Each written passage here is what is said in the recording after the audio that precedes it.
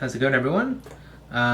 Today I want to do sort of a quick video here, just talking about a question that I see come up on a lot of kind of physics forums and just questions from students asking, why are we learning about the harmonic oscillator? So I think, one of the most fascinating aspects of physics and mathematics is really just the way that it can connect all these different systems in the world that maybe on their surface don't actually seem like they are connected. And you can find that even though the way these things physically manifest are different, the actual sort of underlying mathematics that drives the system is identical. So for instance, if you string two pendulums together, you get something called a double pendulum, and the double pendulum has a property called extreme sensitivity to initial conditions, or it's also sometimes called a chaotic system. And that same chaos is what makes weather patterns so hard to predict. This is the so-called butterfly effect. So you can get the same kind of mathematical effect in a double pendulum as you do in the weather, even though those systems are kind of totally different.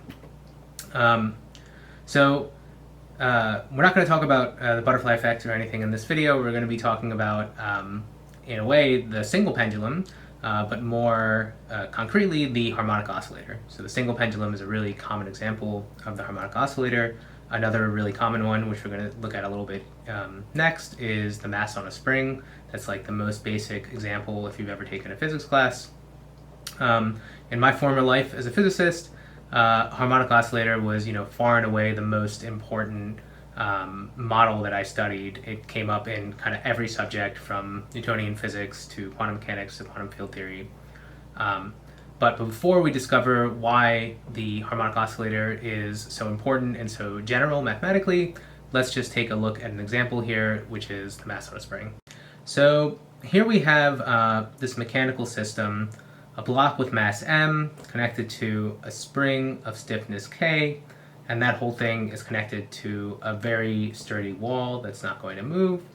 And let's also say it's kind of sitting on a frictionless table with some grooves in it, so that mass can only move back and forth in one direction.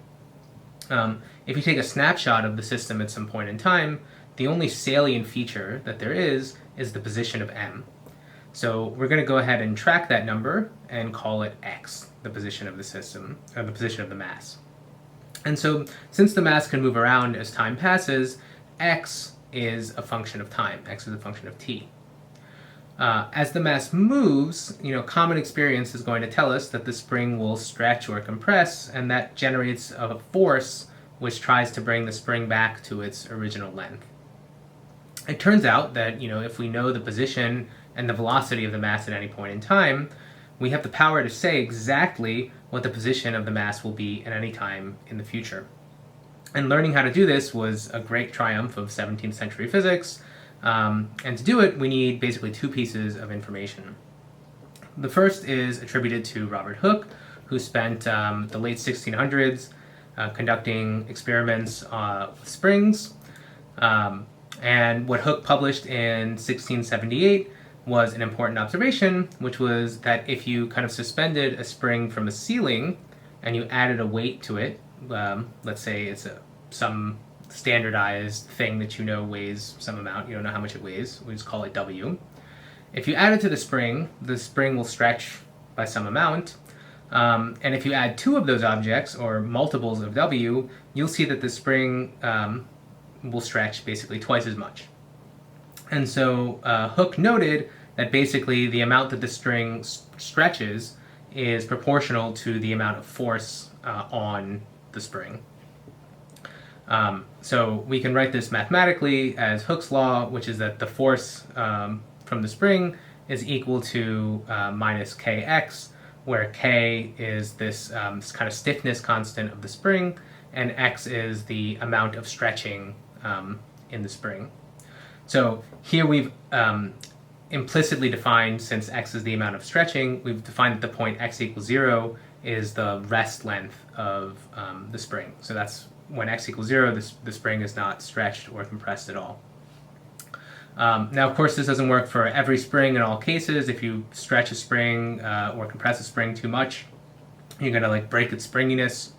But overall, the model works pretty well if you're like kind of in the normal operating range of a spring. So 9 years later, Isaac Newton published his famous Studies of Gravitation and his landmark work Principia. In that text, he included his famous second law of motion, which shows us how to propagate the knowledge of the forces on the body to knowledge of the body's motion. So to do this, we construct a differential equation for the position of the body, which is normally written F equals ma. For the spring system, this is what it looks like. The second time derivative of x is equal to minus k over m times x. So this relates the second time derivative of the function x to itself.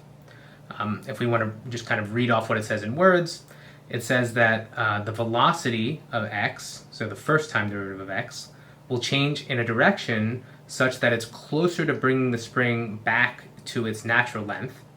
And the rate at which the velocity changes is going to be proportional to how much the spring is stretched or compressed. And that's honestly a pretty simple model. So it's actually with kind of tremendous luck that this is one of the easiest differential equations to solve, because it shows up everywhere. This video could equally well be called why does this equation show up everywhere, rather than why are so many systems harmonic oscillators. Even so, solving it is not that important for this video, but let's just take a quick look at some of its features. So this is an example of a second order linear ordinary differential equation with constant coefficients. It's kind of a mouthful, but we can just break that down. It's a differential equation because it's an algebraic expression relating derivatives of x to each other and x itself. It's linear because all of the derivatives and x appear to the first power.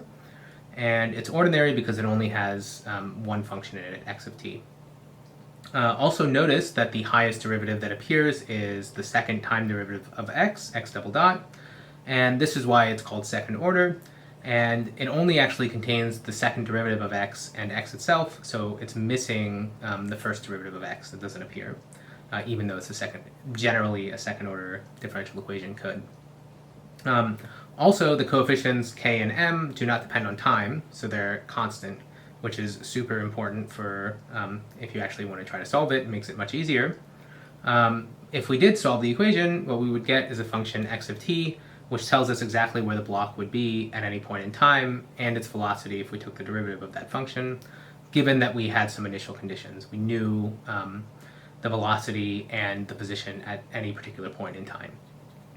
All right, so now that we've taken a look at the harmonic oscillator and we have kind of a good idea of how to define it in terms of its differential equations, sometimes you call those equations of motion, let's continue our journey here to understand why the model is so ubiquitous.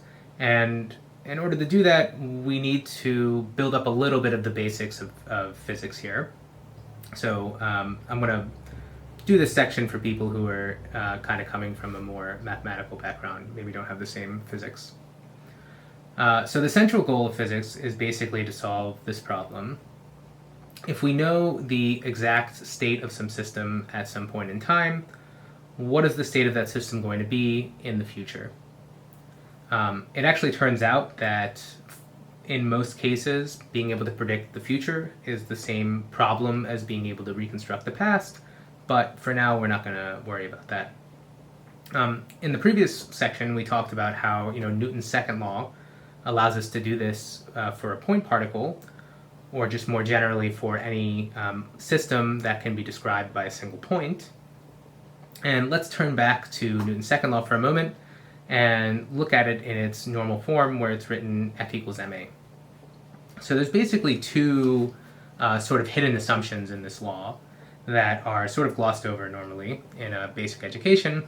The first is that just generally, it's sort of interesting that the motion of objects can be described by differential equations, right? That's sort of a fascinating fact in and of itself. Secondly, it's that the differential equations that describe the motion of bodies are of second order. So the highest order derivative is order 2. So we need to add a little bit more physics here to complete our total picture. And what we need to add is the notion of conservation of energy. The simplest way to do this into our picture without any loss of generality is to define forces in terms of the negative gradient of some potential function u. In this case, Newton's second law becomes the negative gradient of u is going to equal mass times the acceleration of the object. As long as this potential function is not a function of time, then this is sort of the most generic system that will conserve energy. In fact, it is possible for u to depend on the velocity of the object as well. In fact, magnetism is a very common case where you'll see this, but that's kind of really a special case. And in order for that to happen, the velocity needs to appear in u in sort of a very special way in order to conserve energy. In any case, we can normally say that kind of tons of physics is explained by potentials that are only a function of the position of the particles. And this is basically because forces come from particle interactions, even though we often have forces like our spring force, which was not directly due to a single particle. It's kind of like a bulk force that's a product of all the particles in the spring. But ultimately, it's the electromagnetic force in the spring that is causing the spring force. It's just kind of the bulk combination of all the particles in the spring that cause that effective force. And we also have essentially these 4 fundamental forces in nature. If you're a fan of physics, you may have seen these before. And in fact, each of them in some regimes can be described by a potential which just depends on the position of the pair of particles that are interacting. So in general, this sort of formulation of Newton's second law is the basic way that we're going to be able to have conservation of energy along with describing mechanics. Great, so now let's go ahead and generalize the discussion from a single particle system to a system with many particles. We kind of discussed that in classical physics, the most generic setup to a problem is found by constructing a differential equation that gives us the position function of the objects in the system. Those differential equations typically relate the second time derivative of the position of the objects to a gradient of some potential function. The potential function itself describes the interaction between the objects in the system, and the interactions are just terms in that function that normally depend on just the distance between the objects. So for any system then, we can solve the problem of physics, we can find the motion of the objects in the system just by solving this coupled set of differential equations, where we have one equation for each object in the system, for each thing that can be described by a point in the system, and those equations are simply given by taking derivatives of this potential function with respect to the position coordinates of each of the individual objects. So if we have a system with, for instance, n objects, we get n equations that are, each one is second order in one of those n objects, and it says that the mass of the nth object times the acceleration of the nth object is equal to the derivative of this potential function with respect to the position components of that object. These are called the equations of motion.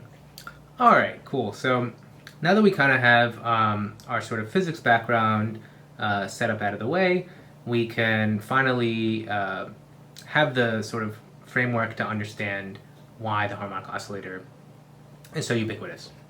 So let's take a look at the equations of motion. So one of these guys up here for some particle, let's call it particle number j. And we're going to look at the equations of motion for this particle near an equilibrium point for j. So let's just say there's some point. We're just going to assume that there's an equilibrium point for object j, and we'll call that point xj super 0.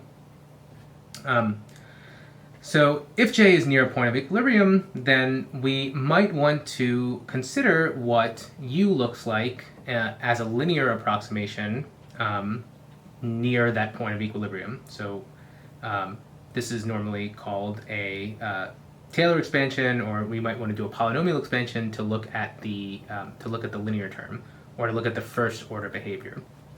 So Taylor expansions are really nice when you're working with small quantities. So since we're assuming that we want to study this function u near the point of equilibrium xj0, we might want to just Taylor expand u around that point, because since we want to be close to that point, that distance between xj0 and whatever xj's actual value is going to be a small parameter. So Taylor expansion is a great thing because you get terms in terms of that number raised to a power. So if you have a very small number, the high powers kind of are get suppressed, because a very small number to a very high power is an even smaller number. So just to refresh our memory, if we're trying to expand a function u around some point xj0, here I've written this as a one-dimensional variable xj, but if xj is a vector, then then all of these partial derivatives just become gradients. But ultimately, you have u is equal to the value of u at the point that you're expanding around, plus the derivative gradient of u with respect to the variable that you're expanding in, evaluated at the point you're expanding around, times the sort of distance from the point that you are trying to evaluate the function at. So the derivative of u with respect to xj is essentially the slope, and then this is the linear factor. So that's the first term, or I guess the second term in the expansion, and then each successive term gets a higher derivative. You have a factor here that's like 1 over the power of the derivative factorial, and then you get this difference here to the power again. Okay, so if we're close to the point xj0, then this approximation should be a really good representation of u.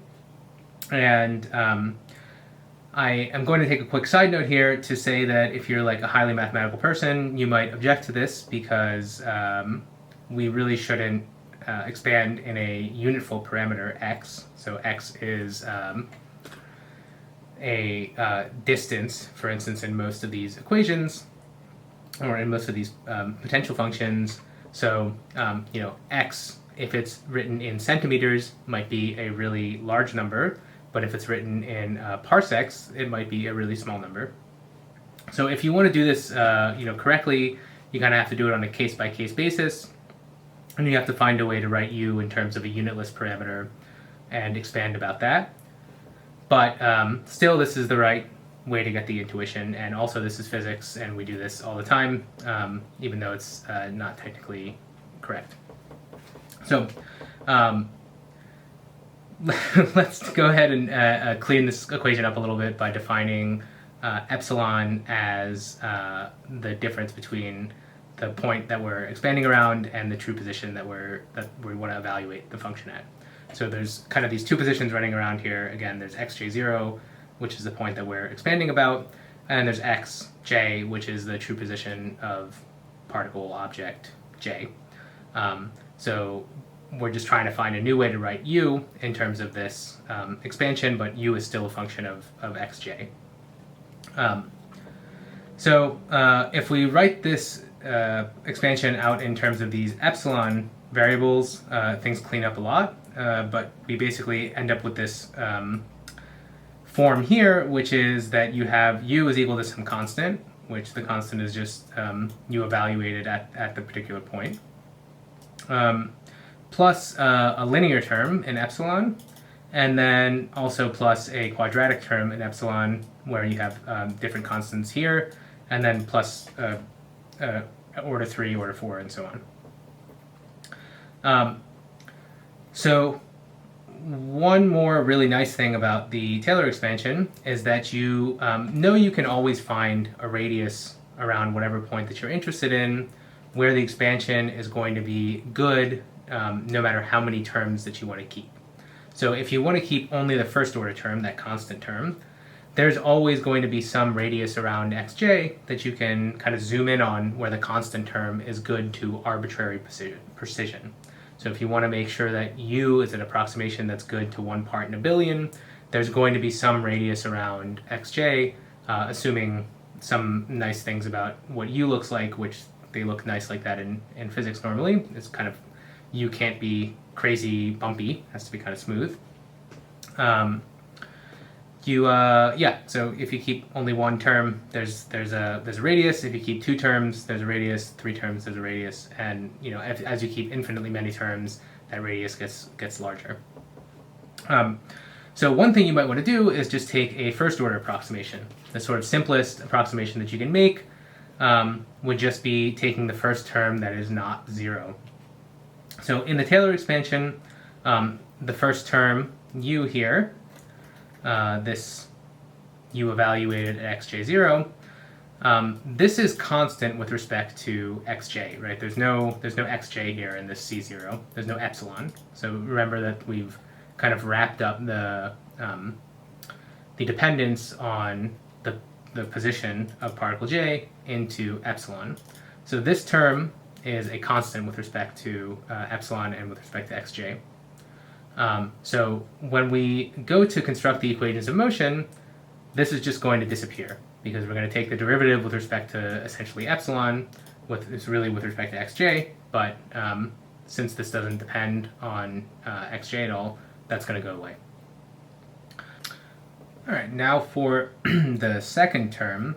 The second term does have some xj dependence, so it has an epsilon here, a linear dependence on xj. But if you remember, we are expanding this around an equilibrium point for j. So let's look at the first term of this Taylor expansion here, the one that has the c1 in it. So what is c1? Well, c1 is the gradient of u, or the partial derivative of u, with respect to xj. So this says I here, but it should say j. So if you remember just from Newton's laws here, that is exactly the force on the particle. So if we're in an equilibrium, the force on the particle, of course, is 0. So this c, just by construction, since we're near an equilibrium, the whole idea of being near an equilibrium requires that c1 is 0. So the first 2 terms of this expansion are 0.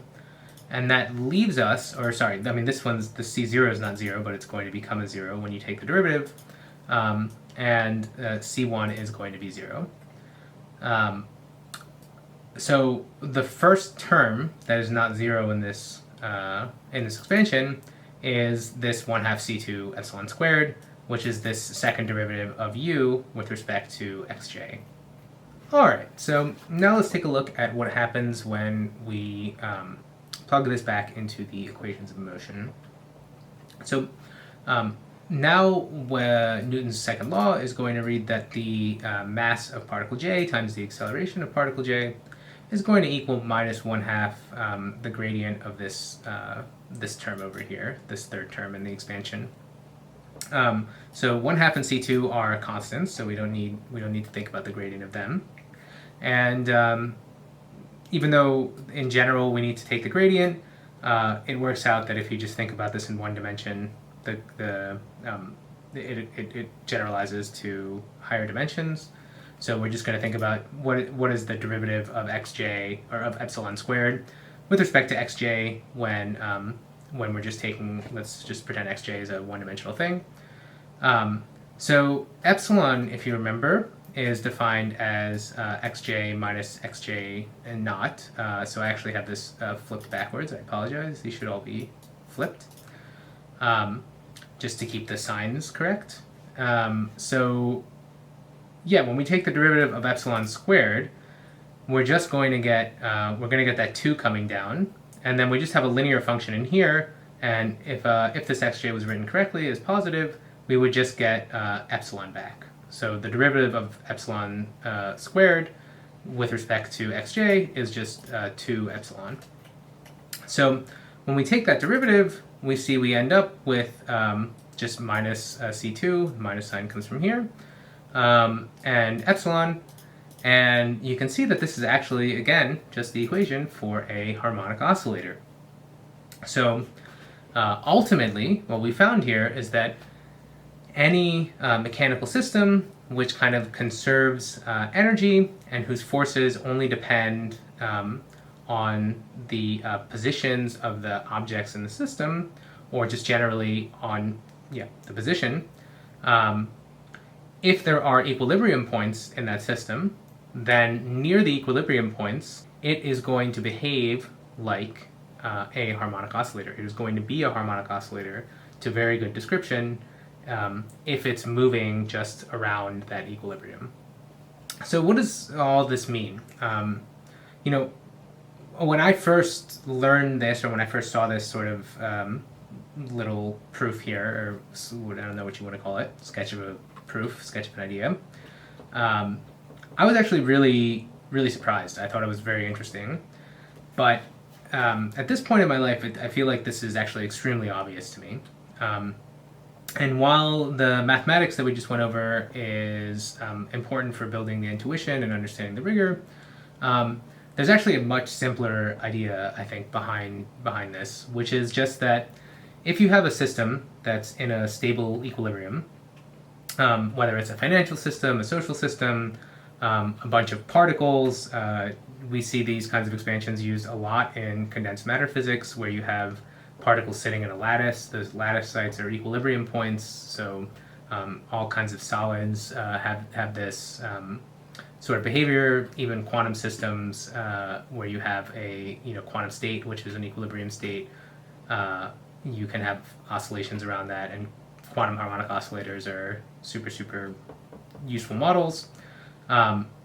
Generally, if you have a system that has an equilibrium position, what that means is that if the system kind of, at least a stable equilibrium position, if the system sort of is leaving that stable equilibrium, the environment is going to try to push it back into equilibrium. That's kind of what it means for an equilibrium to be stable, is that if the system tries to leave it, it gets kind of shoved back by the environment.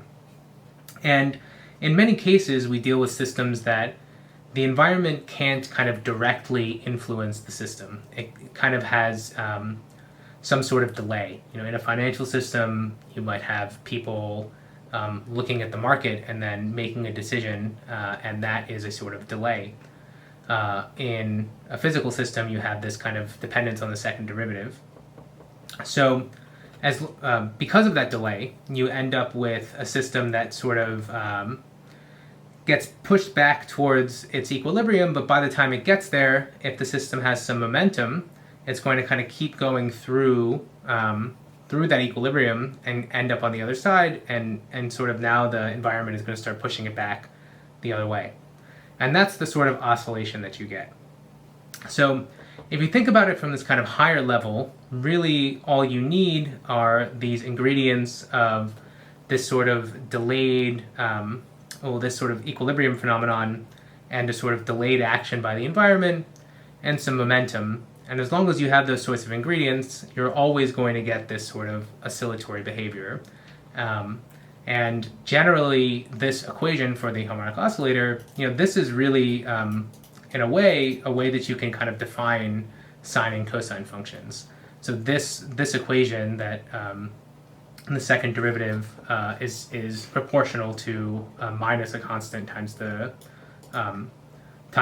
original function. the sine and cosine are, and generally exponentials, are the family of functions that solve that. So that is one way to kind of say, like, if you want to ask, like, what is sine and cosine, you can totally just write this equation down and say, what's the function that satisfies these equations? All right, so finally, let's just go ahead and recap here. Many systems are harmonic oscillators, and this is for a few reasons.